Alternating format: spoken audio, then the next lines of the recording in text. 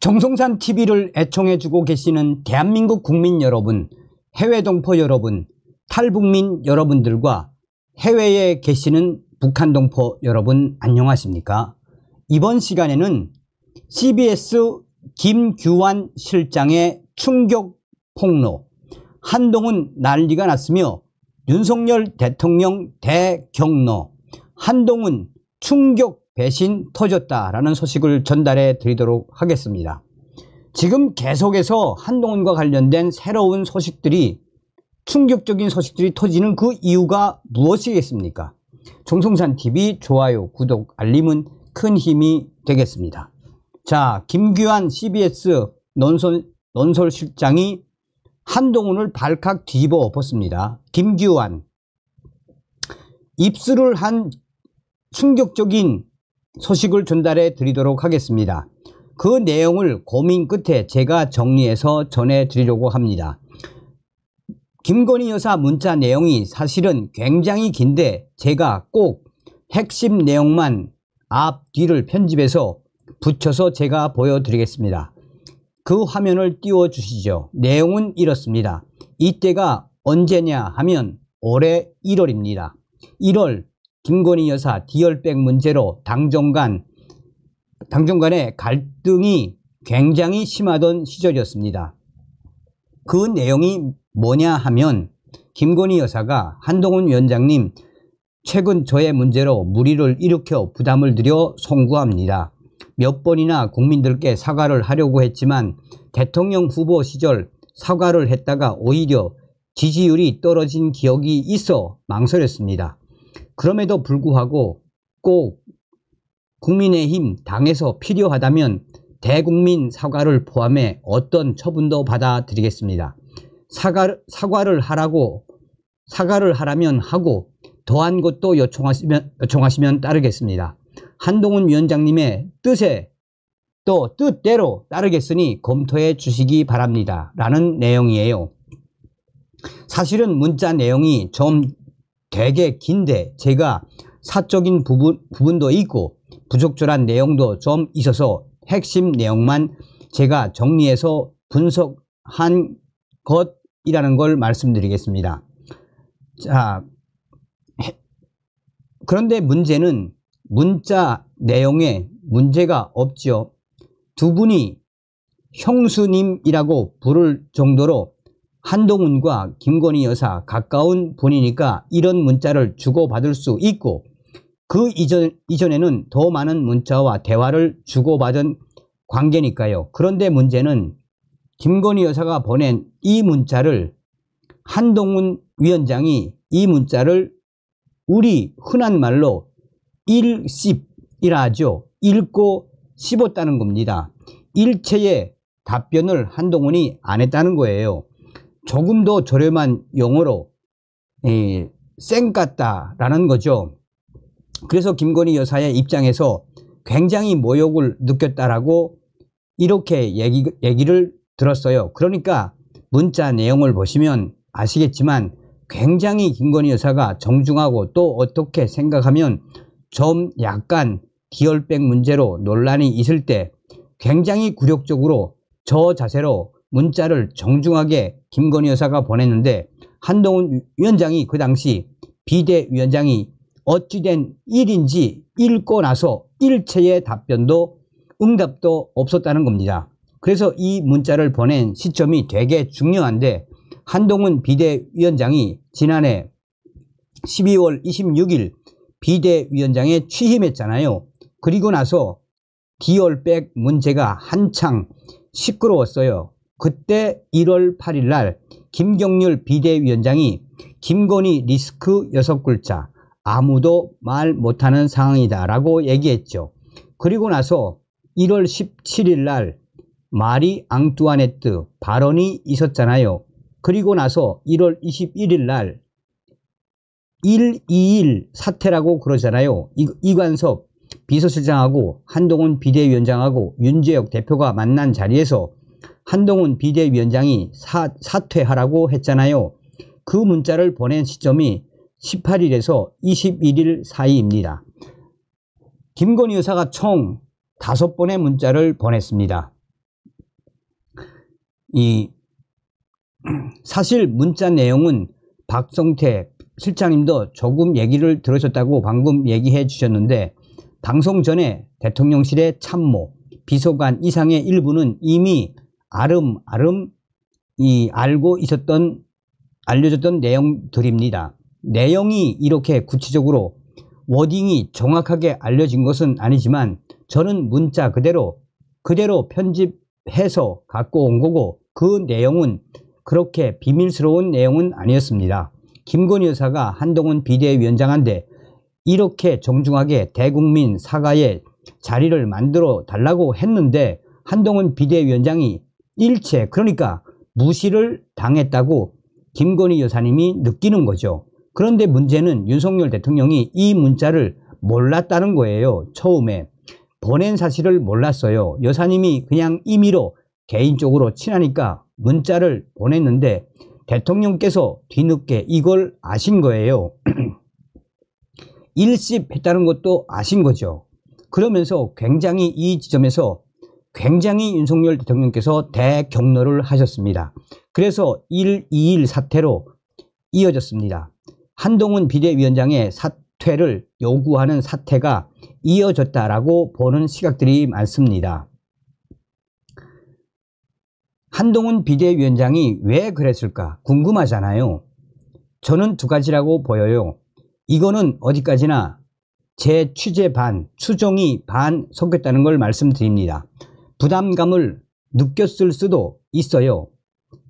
디얼백 문제에 대해서 자신이 개입할 여지가 없다고 판단했을 수도 있죠. 그리고 해결할 수 없는 문제라고 생각할 수도 있죠. 그렇죠. 우리가 보통 어떤 요청을 받았을 때 굉장히 난감하게 답을 하기가 어려울 때 어떻게 합니까? 그때 제일 선택하는 게 침묵이잖아요. 그랬을 가능성도 있고, 두 번째는 이건 김건희 여사 쪽 윤석열 대통령 측에서 나오는 해석인데, 한동훈이 자신의 정치적 입지를 위해서 선긋기를 한 것이다. 윤석열 대통령과 선긋기를 통해서 자신이 더 이상 윤석열의 아바타가 아니고 정치적 독립체임을 표시하기 위해서 일부러 그런 것이다 라고 해석하고 있어요. 최상병 특검법, 지금도 조건부 특검법 제안한 것도 그런 맥락이죠. 그렇게 얘기한 분들이 많아요. 어쨌거나 그럼에도 불구하고 김건희 여사님의 문자를, 현안과 관련된 문자를 씹었다는 것은 상당히 좀 점검할 문제가 많죠. 사실 한동훈 비대위원장의 소통 방식에 문제가 있어요. 윤석열 대통령과 소통이 최근에 잘 안 된다는 건 잘 알려진 사실이죠. 물론 이 인천의 자유총연맹 행사장에서 서로 웃으면서 악수는 했지만 그 소통의 문제가 예를 들면 이런 거죠. 이니환 혁신위원장도 비례대표 공천을 받았는데 이런 얘기를 하시는 거예요. 비례대표 공천 때 한동훈 비대위원장이 전화가 와서 갑자기 비례대표에 출마하실 겁니까? 안 하실 겁니까? 제가 굉장히 바쁘니까 30초 이내에 답해 주십시오 라고 했다는 거예요. 이니환 위원장한테 직접 들은 얘기는 아니고 거의 맞습니다. 그리고 예를 들면 이거죠. 정진석 비서실장이 4월 23일 날 취임했잖아요. 그리고 나서 정진석 비서실장이 한동훈 비대위원장한테 전화를 걸었는데 전화를 안 받으셨어요. 그리고 나서 정진석 비서실장이 문자를 보냈습니다. 그런데 이것도 역시 한동훈이가 씹은 거죠. 이러한 부분들이 뭐냐? 한동훈 비대위원장의 어떤 소통 방식에 문제가 있다라고 지적하는 분들이 전해준 얘기입니다. 실제로 제가 보기에는 대통령 경로할 만 하지 않겠습니까? 그러니까 한동훈이가 왜 김건희 여사의 이 1월달 5번의 문자 왜 다 씹었겠습니까? 사실상 1월달 김건희 여사가 대국민 사과를 했으면 4.10 총선에서 국민의힘 이겼을 겁니다. 윤석열 대통령께서 윤석열 대통령에게 한동훈 비대위원장은 굉장히 각별한 사이잖아요. 그러니까 윤석열 대통령이 검찰 시절부터 굉장히 아끼는 후배들이 많았잖아요. 윤석열 대통령이 검사 출신 후배 검사들한테 야 이 새끼 저 새끼 이렇게 애정을 담은 육두문자를 섞어서 많이 부릅니다. 정부 부처에 있는 검찰 출신 모 인사는 이렇게 전했어요. 윤석열 대통령이 검찰에 있던 시절 우리 후배 검사들을 부를 때 한동훈과 우리는 호칭 클래스가 달랐다. 우리는 이 새끼 저 새끼 하는데 한동훈 비대위원장을 향해서는 한 번도 욕하는 걸 들은 적이 없다라고 말했어요. 최근에 욕을 한다. 일부 언론 보도가 나오는데 최근에는 그러시는지 잘 모르겠지만 검찰에 있을 때는 한동훈에게 윤석열 검찰총장이 윤석열 대통령이 육두문자를 써서 부른 적이 단 한 번도 없다고 합니다. 우리 동훈이 항상 우리 동훈이라고 불렀대요. 호칭에도 클래스가 있다는 거예요. 눈에 넣어도 아프지 않을 후배라고 하잖아요. 김건희 여사 같은 경우는 무슨 얘기까지 제가 들었냐면 외국에 순방을 갔다 오면 넥타이를 꼭 2개 사와서 하나는 윤석열 대통령 주고 하나는 한동훈 비상대책위원장한테 줄 정도로 굉장히 각별한 사이인데도 불구하고 올해 1월 달에 이런 식으로 자신의 의사를 뭉개버렸다는 것에 대해서 굉장히 분노하고 있는 거죠.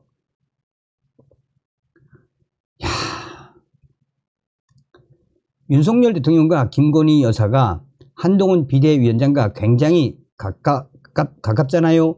굉장히 막연한 사이고 허물없는 사이인데 이번에 5번이나 보낸 김건희 여사의 문자, 이 건 문자 1심 사건 이후로 윤석열 대통령과는 공식적인 자리에서 전화 통화도 하고 출마 신고 전화도 하고 이런 건 있었지만 사적인 어떤 교류는 끊어졌고 김건희 여사하고는 문자 통화가 1월 그 충격적인 사건이 있고 난 이후로 일체 끊어졌다는 게 제가 취재한 내용입니다.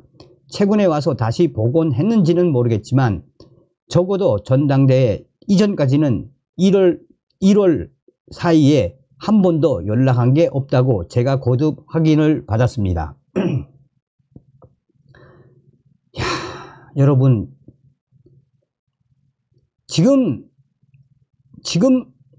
이 기사도 굉장히 긴데 여기서 이제 핵심적인 거는 여러분 뭡니까? 한번 여러분들이 직접 보고 판단을 좀 해주시기 바라겠습니다. 자, 저는 살다 이런 놈은 처음 봅니다.